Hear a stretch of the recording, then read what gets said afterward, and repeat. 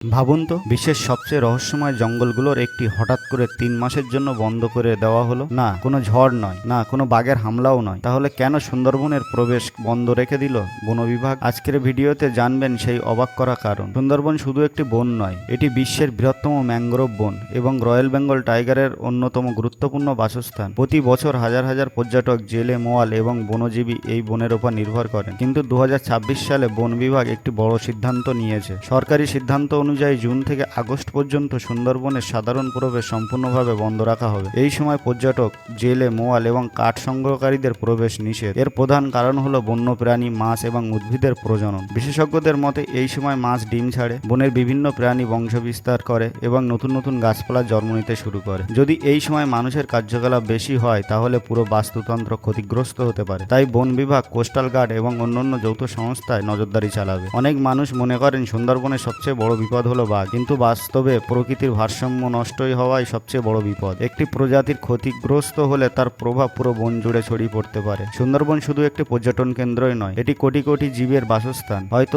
এই 3 মাসে বন্ধই আগামী বহু বছর সুন্দরবনকে বাঁচিয়ে রাখবে। আপনি কি মনে করেন? কমেন্টে জানান। প্রকৃতি রক্ষার জন্য এমন সিদ্ধান্ত কি জরুরি? ভিডিওটি ভালো লাগলে অবশ্যই লাইক, শেয়ার, সাবস্ক্রাইব করে পাশে থাকবেন। ভালো থাকবেন, সুস্থ থাকবেন।